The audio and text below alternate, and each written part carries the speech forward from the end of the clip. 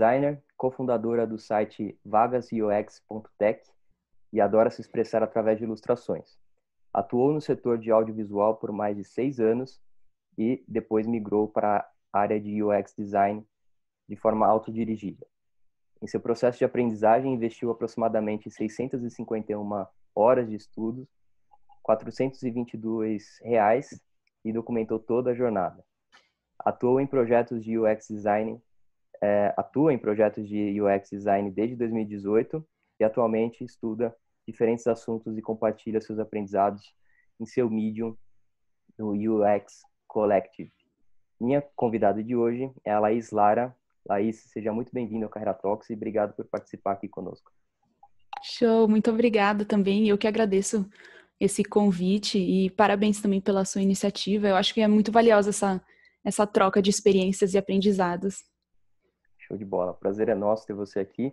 E aí, galera, antes da gente começar, eu queria só reforçar um pouquinho o que é o quadro do Wrap Up, o que vocês podem esperar aqui da nossa conversa. A ideia do quadro é que a gente traga especialistas nos assuntos aqui para a gente poder conhecer mais sobre assuntos que estão nas principais agendas das empresas, do mercado de forma geral, de forma consolidada, meio que resumida aqui para vocês. A gente não vai cobrir 100% dos temas. A ideia é que seja um apanhado ali de informações e provocações para vocês continuarem a jornada de vocês nos estudos de vocês. Um pouco dos pilares que a gente vai abordar aqui ao longo das conversas são temas relacionados à inovação, novas tecnologias, transformação digital, futuro do trabalho, soft skills, hard skills e diversidade e inclusão também. O tema de hoje aqui da nossa conversa é UX, o famoso User Experience, tão falado. A gente vai conhecer um pouco mais sobre isso e tirar várias dúvidas aqui com a Laís. Vamos lá? Vamos lá. Bom, vamos começar aqui nossa conversa. Eu queria aproveitar te perguntando e pedindo para que você compartilhe um pouco da sua trajetória profissional aqui com a gente e como é que foi o seu primeiro contato com o UX. Bom, vamos lá então. Eu sou formada em publicidade e propaganda, me formei em 2014. Foi nesse período da faculdade que eu comecei a fazer um estágio de extensão na universidade, estava trabalhando mais na parte do audiovisual, era na parte de televisão da universidade, então fazia projetos, tanto gravação quanto repórter, enfim, entrei nesse mercado audiovisual desde a época da faculdade e fiquei nele por uns 6 anos. E foi no período que eu estava trabalhando numa agência numa produtora de vídeos. Eu já estava há uns 2 anos nela e eu resolvi sair do trabalho, eu e meu marido, nós resolvemos sair para viajar. A gente vendeu tudo, vendeu carro e a gente falou, bom, vamos explorar, enfim, o que a gente tiver para explorar. A gente saiu meio sem planos, aí a gente foi para casa de um amigo dele lá nos Estados Unidos que nos acolheu. E a gente ficou lá um período na casa dele também, estudando. Eu estou contando essa parte porque foi um período onde eu pude me desvincular do que eu vinha fazendo, que era o audiovisual. E aí eu comecei a repensar a minha trajetória profissional, o que eu queria para minha vida. Acho que foi essa pausa que trouxe um pouco mais de reflexão. E nesse meio tempo, assim, a gente trabalhou em hostel, em troca de moradia. A gente dormiu na sala dos amigos. Enfim, a gente ficou uns 4 meses, até que o budget começou, mesmo tentando fazer da forma mais econômica possível, o budget começou a chegar num limite, que ainda tinha alimentação, era uma outra moeda. Enfim, aí a gente resolveu voltar para o Brasil, e eu fiquei pensando, poxa, eu acho que eu não quero mais trabalhar no setor de audiovisual, né? O que eu faço? E o meu marido, ele trabalhava numa startup na época, e ele trabalhava como product manager. Eu sabia pouquíssimo sobre startup, assim, e eu comentei sobre a gente começou a conversar, né, sobre essa minha vontade de mudar de carreira, e ele falou assim, tem um livro chamado Designing Your Life, e eu comecei a ler esse livro, e aí nesse livro foi o meu primeiro contato, assim, com a parte de design, que não era o design visual, era um design estratégico, né, um design para resolver um problema, e não é um problema de um produto, era um problema da vida, assim, achei muito rico esse livro. Ele me abriu um pouco desse olhar da experimentação, assim, não era só... realmente não tem a ver com uma abordagem de tudo ou nada, né? Porque eu tenho impressão, e eu tive muita essa dificuldade quando eu estava para escolher uma profissão, uma universidade para estudar, e eu ficava, meu Deus, o que eu vou fazer? Eu fui para arquitetura, assim, pensei em fazer arquitetura, né? Pensei em fazer comércio exterior, enfim. Então, nesse livro ele traz muito essa abordagem do design thinking mesmo, que é você tem um problema que você quer resolver, e você pode traçar planos, diferentes planos para isso, e como experimentar isso de forma rápida. Enfim, eu comentei disso com meu marido, falei, nossa, que fantástico, assim, eu não conhecia essa visão, né, do design thinking. E ele falou, tem uma área chamada UX, dá uma estudada, tem muito a ver com isso. E aí eu comecei a estudar sobre a área de UX, comecei a ler artigos, e achei incrível, assim, porque é uma parte muito cognitiva, é uma parte muito comportamental do ser humano, não é só tecnologia ou só a parte de design visual. Então tem toda uma psicologia por trás que me encantou. E aí foi quando eu comecei a estudar mais sobre a área e eu vi que não era só aquilo que eu imaginava. Então tinha a arquitetura da informação, tem a parte de pesquisa, tem a parte visual em si. E isso começou a ficar muito confuso para mim. Eu falei, só esses artigos não estão resolvendo. Eu acho que talvez seja interessante fazer um curso. Só que eu estava pesquisando cursos e eu vi que tinha cursos de R$ 5.000, cursos que garantem, né, essa recolocação no mercado. Pelo menos 5 para cima, assim, vamos dizer, né? Eu acho que essa introdução que você fez, colocando o valor que eu investi, R$ 422 mais ou menos, não é um valor tão barato, mas ao mesmo tempo, comparado com a minha universidade, ou comparado com os cursos que oferecem, foi muito em conta. E a minha proposta dessa mudança de carreira era justamente tentar fazer isso da forma mais enxuta possível. Porque eu não sabia se eu ia gostar da área, eu não sabia muito bem o que era essa área, então eu trouxe esse processo de design thinking para minha própria mudança de carreira, que como eu consigo experimentar isso sem arriscar investir muito dinheiro ou muito tempo, né? Eu tinha muitos medos, eu não sabia se eu ia conseguir fazer isso de forma que eu conseguisse economizar dinheiro, economizar tempo e que o mercado reconhecesse esse valor sem eu ter um certificado de uma super escola renomada.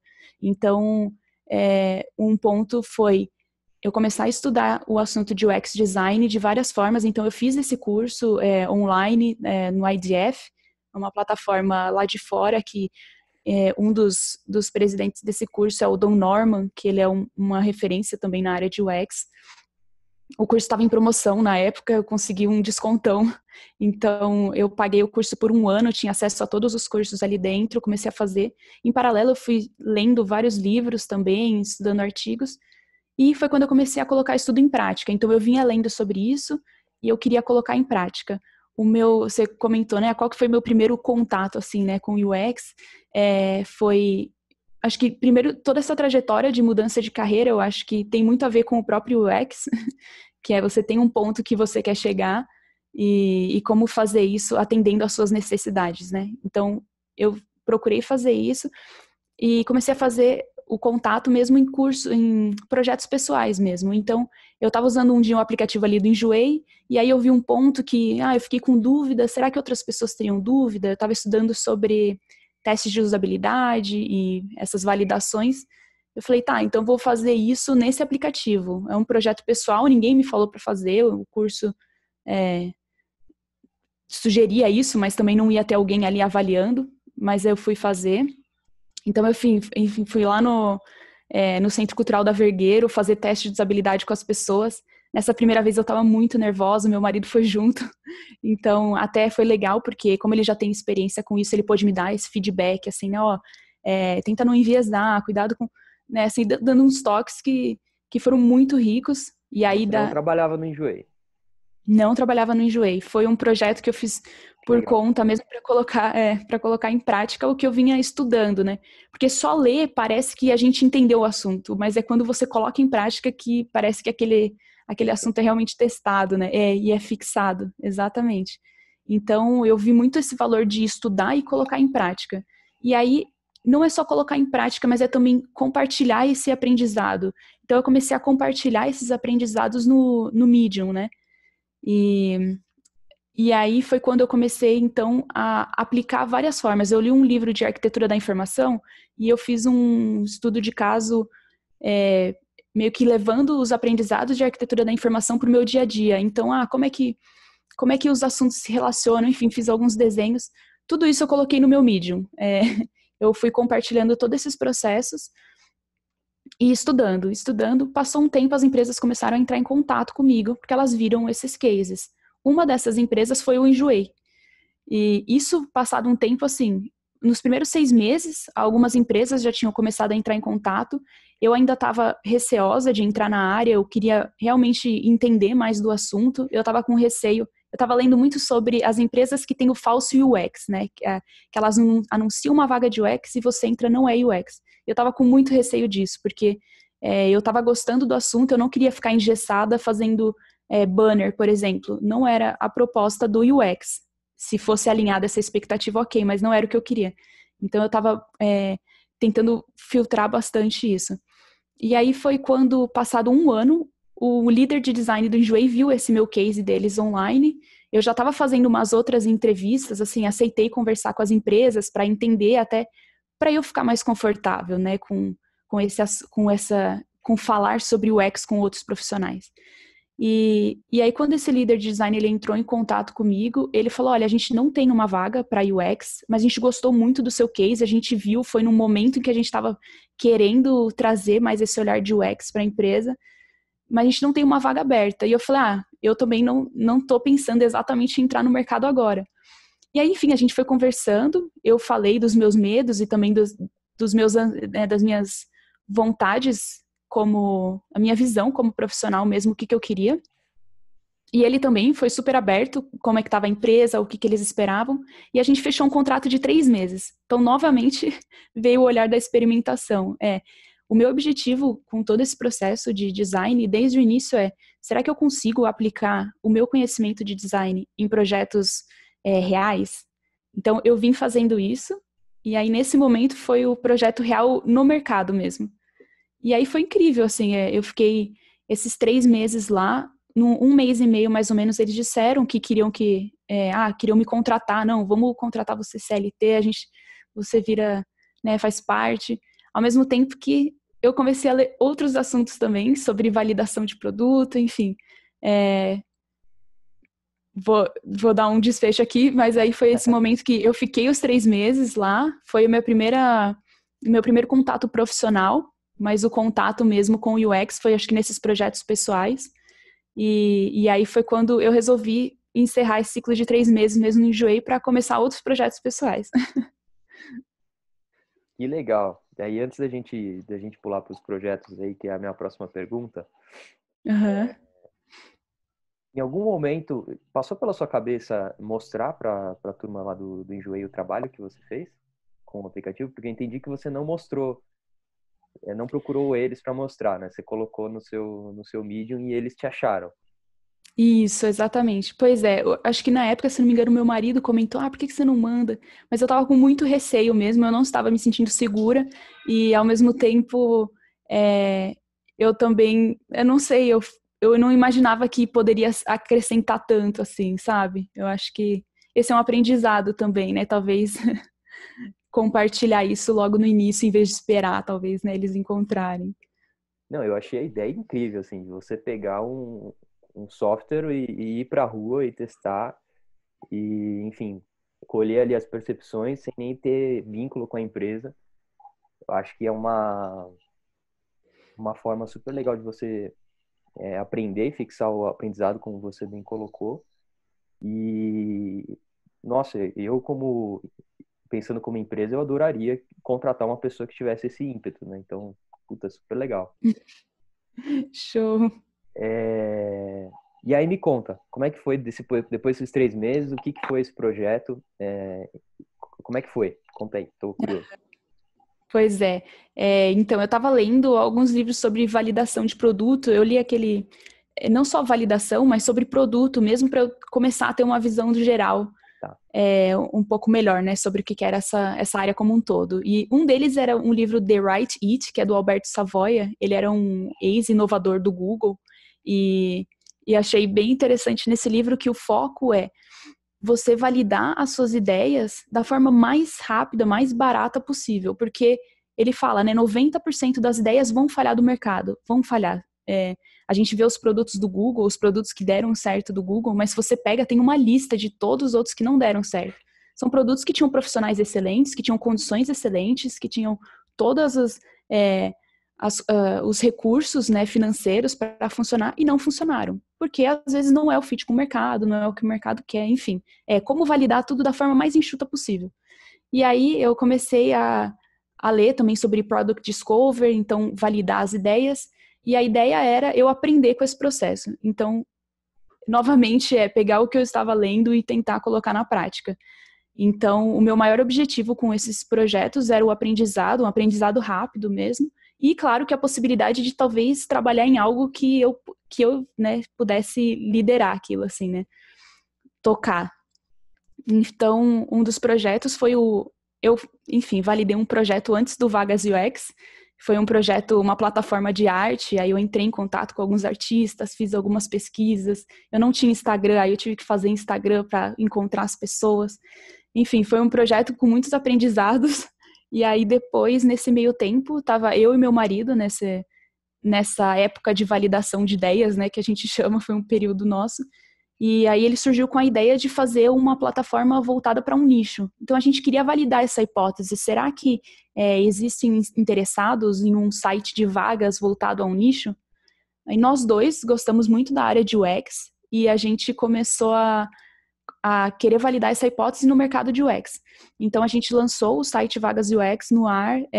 Ele foi feito em uma semana, basicamente, não sei se foi R$ 50 de custo que a gente investiu, mas ele foi feito com pouco investimento financeiro e pouco investimento de tempo, né?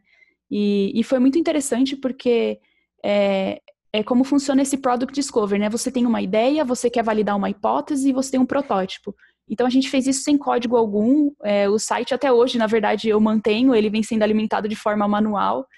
Foi muito interessante esse processo como profissional de UX e como profissional mesmo para aprender a dificuldade também de colocar um produto no ar. Acho que o aprendizado maior foi o processo todo, porque quando você tenta colocar em prática uma ideia que você vê que, não tem resposta certa para nada, outro, tem muitos desafios que você só vai aprender colocando no ar mesmo e tentando, e outra é a parte de marketing, de divulgação, que na época eu fiz um curso no Udemy de umas 23 horas aprendendo marketing, tentando como é que eu vou gerar valor que eu acredito também, né?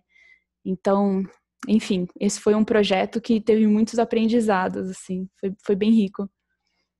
Entendi. Bem legal. E aí, pegando o gancho aí que a gente está falando do tema, do que é o UX, você consegue Uhum. definir para a gente, de forma prática, o que é o UX?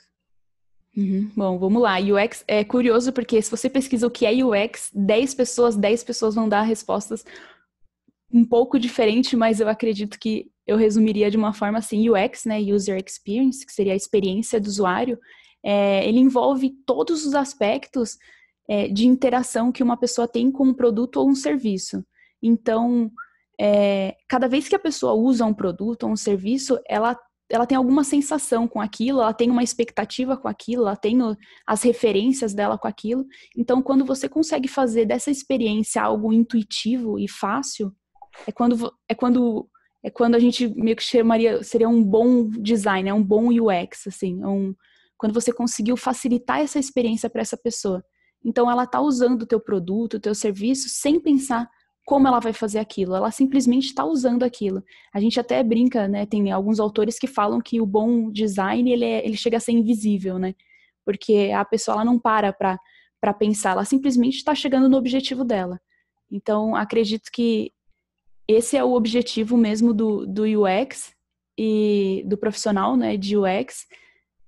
E isso eu acho que é rico não somente para a parte de produto ou serviço, mas pode ser aplicado na vida também. Acho que é um conhecimento válido para todas as áreas, assim.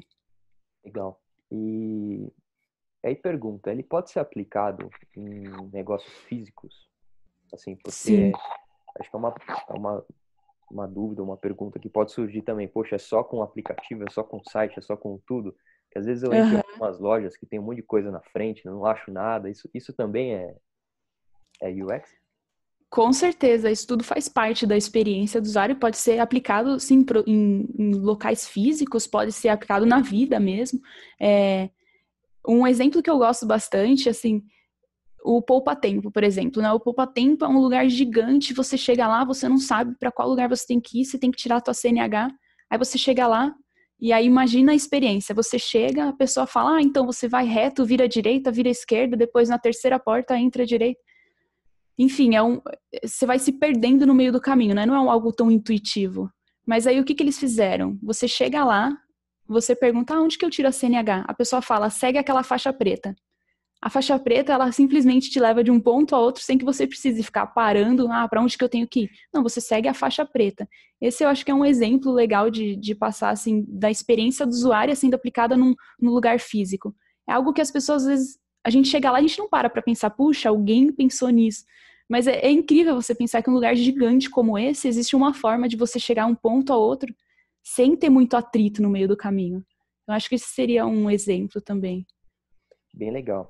E na sua visão, indo um pouco mais para a turma que está acompanhando a gente, qual que é a importância de um jovem hoje aí na faixa, está terminando o colegial, está nos primeiros anos aí da faculdade, não importa o curso, qual que é a importância desse jovem em aprender um pouco mais sobre UX?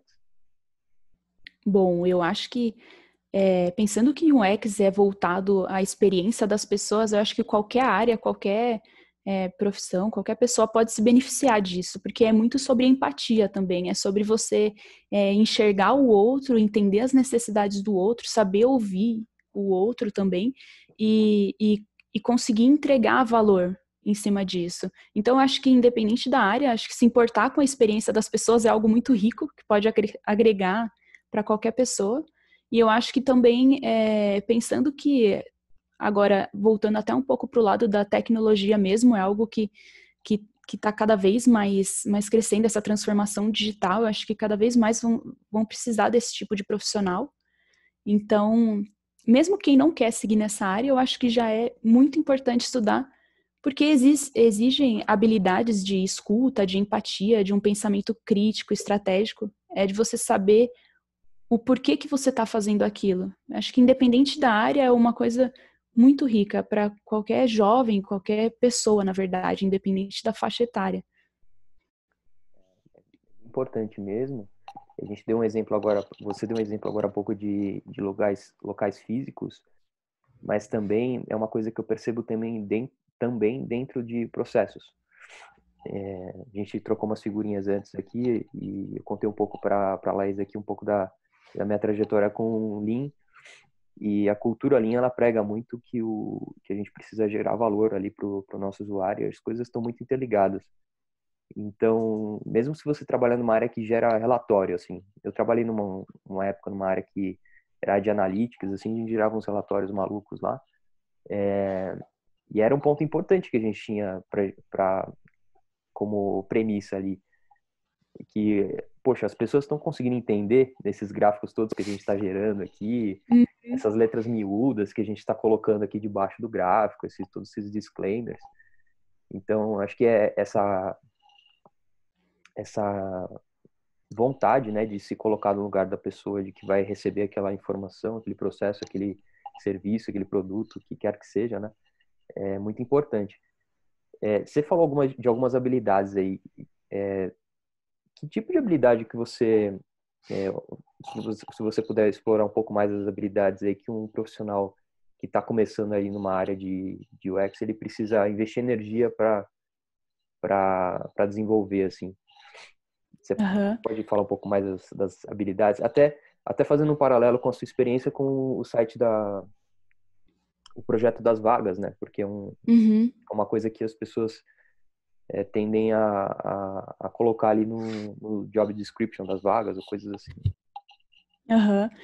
Pois é, eu acho que isso entra até um pouquinho no desafio também que eu vejo que está acontecendo no mercado de UX, porque muitas vagas estão sendo postadas, algumas vagas pedem um pouco de áreas que parece que não é tão relacionado ao UX, mas enfim, o que eu acredito que são habilidades essenciais para esse profissional, eu acho que sim, essa pensando em soft skill, né, aquelas habilidades humanas, assim, né, eu acho que a questão da empatia mesmo, um pensamento estratégico, um pensamento crítico, de você saber questionar o porquê que você está fazendo aquilo, aonde você quer chegar com aquilo que está sendo feito, não é só aceitar a demanda do que vem, eu acho que é muito de você conseguir explorar, dar se afastar, ampliar um pouco para tentar enxergar o todo, né?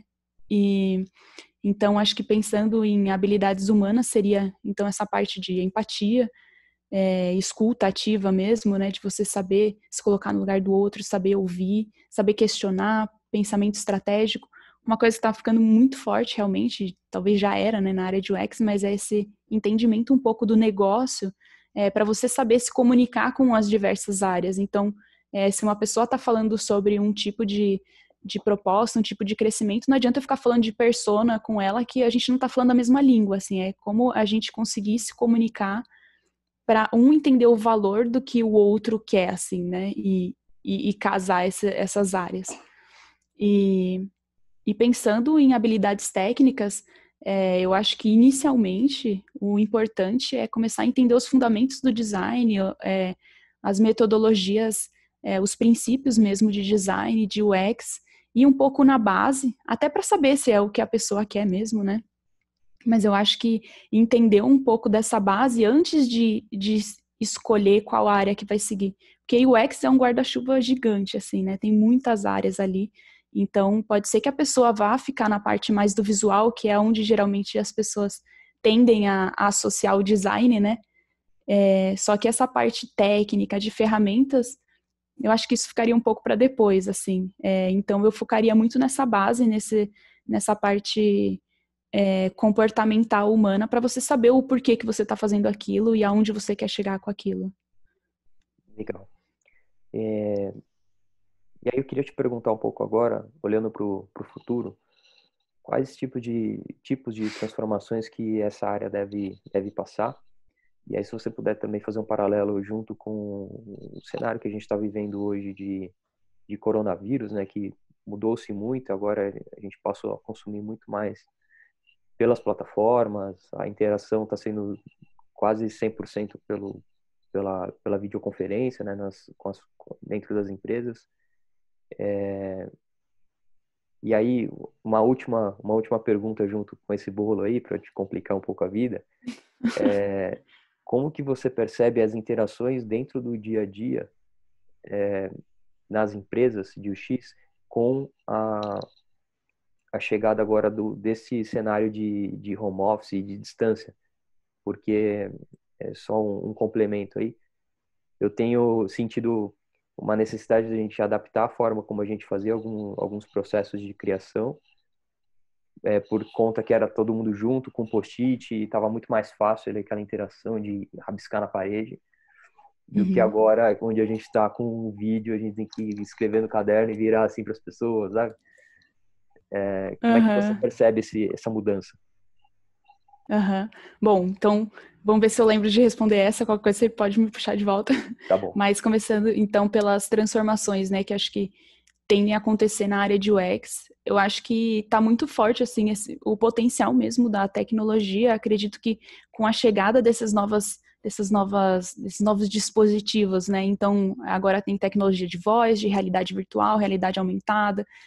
São diferentes dispositivos que eu acho que acredito que o profissional de design ele vai cada vez mais ter que entender sobre o comportamento humano, sobre como melhorar as experiências em diferentes dispositivos, em diferentes contextos. Acho que vai ser muito menos sobre, no final ali, né, de tentar passar isso para uma tela, que realmente já não é só isso, mas acho que vai ser mais ainda essa questão de entender o comportamento humano para aplicar nesses diferentes tipos de dispositivo, assim. E também pensando sobre essa importância mesmo do profissional de UX, eu acho que vai cada vez mais tá acontecendo, aliás, já essa conscientização da importância do UX para os negócios, assim. Então, você conseguir melhorar a experiência para a pessoa é uma coisa que vai ter retorno para o seu negócio. Então, essa importância do profissional está cada vez mais sendo percebida. E acho que isso só ressalta ainda mais essa questão do profissional de UX também entender um pouco de negócios e de conseguir conversar com esses profissionais para transitar entre essas áreas, estar presente ali nas decisões de negócio mesmo, e não acabar ficando tanto na execução de algo que foi passado, que também é importante, muito rica, mas ter essa visão do todo, né? Bom, e pensando até, né, no potencial da tecnologia, assim, acho que para ajudar as pessoas, de forma centrada mesmo nas pessoas, eu acho que a gente não está na metade do caminho. Até aquele Jacob Nielsen, que é o pai da usabilidade, ele fala assim que a gente conseguiu andar uns 10% do que pode ser ainda. Então, o lado positivo disso é que tem uns 90% né, para a gente caminhar ainda e tentar focar nisso para melhorar e criar experiências que não oprimam as pessoas, que não excluam as pessoas, né, que seja cada vez mais inclusivo, inclusive pensando na questão da acessibilidade. Porque se a gente pega todo o mundo físico e passa para o mundo virtual, a gente começa também a trazer esse olhar para a acessibilidade. E pensando até, inclusive agora, no que aconteceu nessa questão do coronavírus, né, acho que muitas empresas, muitas pessoas foram impactadas, mesmo a forma que a gente vinha fazendo as coisas. O curioso foi que eu conversei com alguns profissionais que falaram que as empresas já estavam pensando em migrar para o remoto, as de tecnologia, especialmente, e não vinham fazendo isso. Acabou que todo mundo foi meio que forçado, e pensando que também não é um trabalho remoto normal que a gente está experienciando, né, que as pessoas estão vivendo. A gente está vivendo uma pandemia e tentando trabalhar. Então, não é o trabalho remoto como as pessoas esperam, assim, né, como não dá tanto para seguir esses valores mesmo do trabalho remoto. Então, tá sendo uma adaptação em cima da outra. Enfim, tem algumas formas. Eu até esses dias estava ouvindo um programa no YouTube mesmo, que a Nina, do Nina Talks, ela até estava falando que, como ela fez agora, como não tem mais essa possibilidade de você sair para validar, para testar o produto ali com as pessoas, vou sair do prédio e testar rápido. O que ela fez? Ela pegou e mandou mensagem no WhatsApp, marcou com as pessoas e fez um teste de usabilidade rápido ali. Então, você vê que a gente consegue adaptar essas atividades de design para o remoto. Inclusive, pensando no trabalho remoto mesmo, até fora de tempos de pandemia, tem muitas empresas, a Envision, que é uma empresa que faz software de design, né, muito voltada a design, tem profissionais muito fortes, ela é 100% remota. E tem outras empresas grandes de design que já são 100% remoto, eles conseguem adaptar todo esse processo. Então, você comentou ali, tem o do board, né, tem a questão de você estar ali mostrando o sketch. Tem algumas empresas, ontem mesmo eu estava lendo uma, que agora eu não me lembro o nome, mas que o diretor ali de design, ele comprou uma câmerazinha, onde a pessoa, ela consegue mirar essa câmera para o caderninho, e aí eles compartilham em tempo real, e ele vai fazendo os sketches, porque sketch é muito importante, assim, é como passar aquela ideia de forma rápida. Então, a solução dele foi para o mundo físico mesmo, então beleza, coloca uma câmera, todo mundo coloca, a gente vai se vendo, desenhando e falando sobre aquilo. Essa é uma das formas. Tem outras que eu vejo muita gente parece estar usando o Miro também, que é uma ferramenta que é colaborativa, então todo mundo consegue estar ali naquele momento fazendo as dinâmicas, mesmo o design sprint, que é algo muito comentado e geralmente é feito de forma presencial, tem forma de fazer remota também, então usando mesmo a ferramenta, o Figma, são ferramentas todas colaborativas, o Miro, o Figma, então é possível. E na verdade eu mesmo, antes, né, desse período de coronavírus, eu já estava buscando empresas que fossem remote first, né, que elas já tivessem essa cultura do remoto. Então, uma pessoa que trabalha de casa, ela não seria uma exceção na empresa, ela seria parte dessa cultura da empresa do remoto. Então, onde as pessoas elas conseguem manter isso tudo sem sentir que estão perdendo alguma coisa por não estarem presencial. Eu acho que eu vejo isso como o futuro, assim, essa questão presencial, principalmente em empresas de tecnologia, onde a gente consegue trazer esse olhar e consegue adaptar as atividades para o remoto. Claro que muitas pessoas vão sentir, acho que tem os perfis, né, mas é possível trazer isso para o remoto. E mesmo essa interação, né, entre designers, estava falando também com alguns designers que no final do dia eles se reúnem e trocam ideias, então, sobre os projetos que eles têm feito, o que eles têm lido, manter esse contato social mesmo que é tão importante, né, para a gente e mesmo para as equipes também. É como tentar trazer um pouquinho disso pro virtual, né? Legal. Antes da gente já ir caminhando para o final, queria só te fazer uma pergunta que eu acho que é um desafio, principalmente para quem começa a aprender sobre o método, e aí a gente acredita que o método funciona, e aí ao mesmo tempo a gente precisa ser flexível e adaptativo ali em relação ao método que você falou ali do profissional entender do negócio. Eu acho que é uma via de mão dupla, né? O negócio também precisa entender mais de UX, mas é fundamental também o UX aprender sobre o negócio. Eu queria que você falasse um pouco mais sobre isso, porque eu na minha trajetória também foi uma coisa que eu precisei aprender a fazer e adaptar. Porque às vezes você tem um processual, você aprendeu na literatura que daquele jeito, que é o jeito certo, e aí quando você está ali na dinâmica de reunião ali, de combinando o que vai ser feito, e aí por uma necessidade de, puxa, não tenho todo isso de tempo para fazer esse processo de design, a gente tem que fazer em 2 dias. E aí a gente passa a inferir um monte de coisa dentro do processo, e a gente sabe que vai perder qualidade, mas, enfim, são algumas barreiras e desafios que o ambiente ainda um pouco mais antiquado proporciona. Eu queria que você comentasse um pouco sobre isso e o que as pessoas podem fazer para superar esse tipo de desafio. Uhum. Bom, eu acho que cada situação, realmente, cada contexto, ela vai exigir uma flexibilidade e um entendimento do que está sendo feito. Então, realmente, algumas coisas você não vai seguir by the book, né? Exatamente o que está sendo dito. Eu acho que vai ter que ter esse entendimento, tá? O principal é tentar chegar no o que a gente quer resolver com isso que a gente está fazendo. E qual que é a melhor forma que a gente consegue fazer isso. Independente do que exatamente disse né, a metodologia é de tentar adequar ela, assim como tudo nessa área, né, não existe o certo e o errado, acho que existe o que a gente consegue adaptar para aquele contexto. Então, é muito de você tentar entender isso e adaptar. E eu acho que também, pensando nessa questão, às vezes, isso mesmo que você falou, né, sobre não é só da gente entender do negócio, mas o negócio também entender a importância do UX e trazer isso para dentro. Então, acho que uma grande parte da tarefa desse profissional é essa evangelização mesmo da área de UX, é de você conseguir mostrar a importância do nosso trabalho e isso a gente consegue quando a gente consegue participar dessas discussões. Porque imagina que algo pode ser discutido e aí você executa e falam, ah, não, mas né, não existe exatamente um responsável. Então, é como você participar disso, mostrar a importância dessa área e como ela também consegue impactar. Então, se esse profissional consegue, em algum momento, participar disso e saber como acompanhar isso, também trazer um pouco de dados, né, também para reforçar aquela hipótese e essa proposta, acho que é muito rico. A gente começa a ter essa troca, né? Então, o negócio começa a perceber a importância e o profissional também. Inclusive, tem a área de CRO, né? Ela é muito voltada à otimização da interface. Então, ela traz muitos números e eu acredito que antes existia um gap de acreditar que essa área ela é completamente separada da área de UX, né?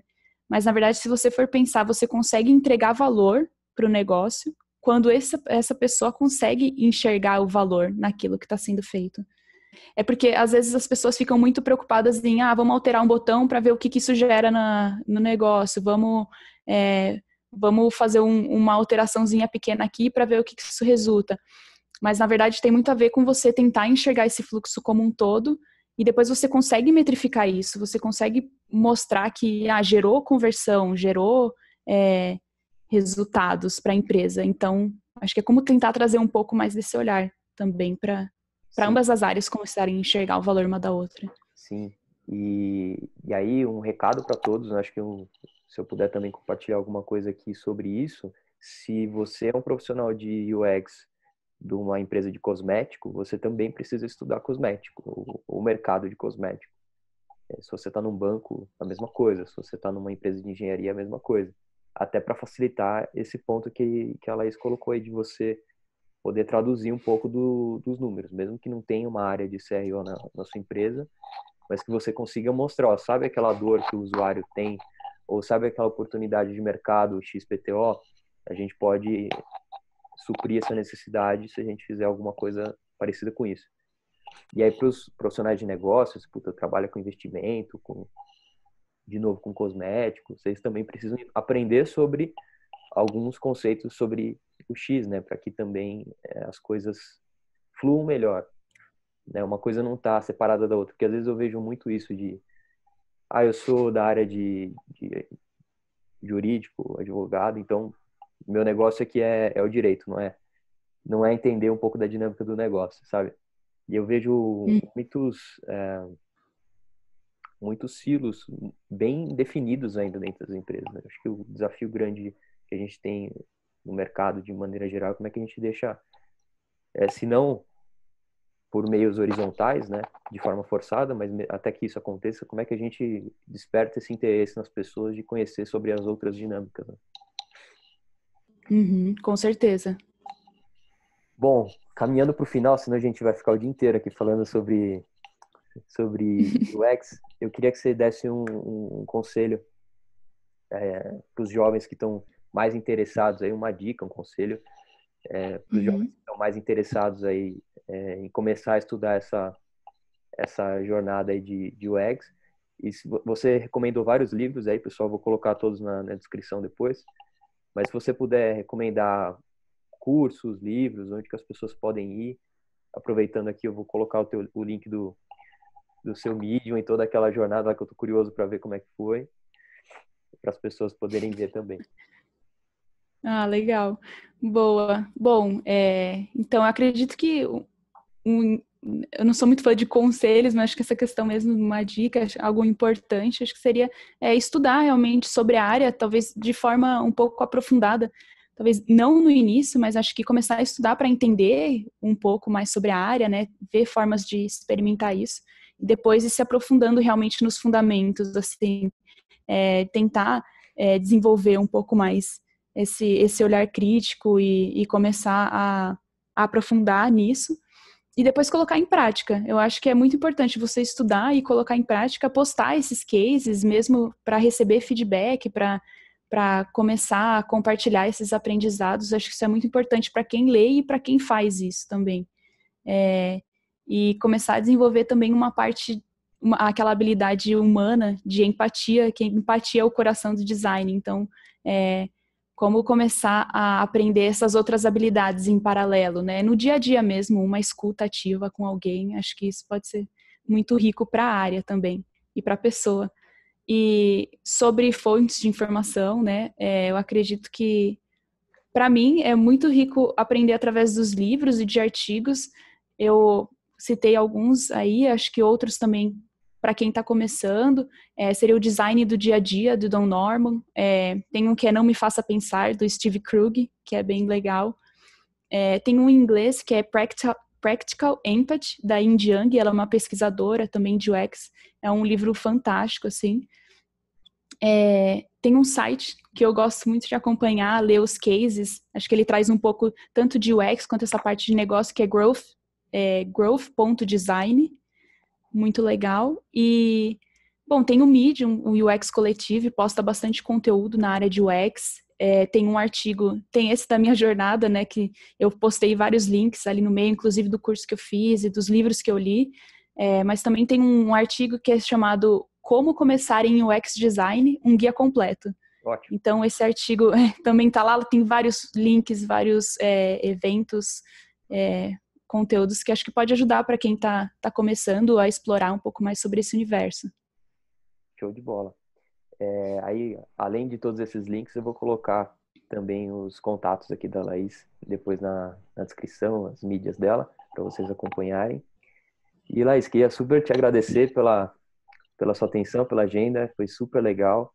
Não tenho dúvidas que vai gerar muito valor aí para a turma. Ah, que show. Muito obrigada também pelo convite e parabéns pela iniciativa. Eu espero que a gente consiga levar um pouco mais desses aprendizados para as outras pessoas também. Valeu, pessoal. Acompanhe a gente nas mídias aí, os próximos conteúdos também do Carreira Talks. Tchau, tchau. Opa, obrigado por ter visto esse vídeo até aqui, espero que ele tenha sido útil para você de alguma forma. Se você quiser continuar essa jornada de evolução, da forma como você faz gestão da tua própria carreira, dá uma olhada nesse mini curso aqui embaixo. É um mini curso de Personal Branding, de gestão estratégica de carreiras, onde eu compartilho com vocês os principais insights que eu tive numa formação em Branding lá no High University. São 5 tópicos ao longo de 3 aulas, mais de 1h30 de conteúdo em vídeo, tem material de apoio, recomendações de estudo, tudo gratuito para vocês, fiz com bastante carinho e tenho certeza que vai te ajudar na tua evolução como profissional. Se você quiser também manter contato com a gente em outras redes sociais, aqui embaixo você nos encontra tanto no Instagram, Facebook, LinkedIn e podcasts também. Não se esqueça de se inscrever aqui no canal, clicando aqui embaixo na minha foto, assim você fica sabendo quando os novos vídeos forem publicados. Vai lá no mini curso, te espero lá dentro para a gente continuar junto essa jornada de evolução. Um abraço!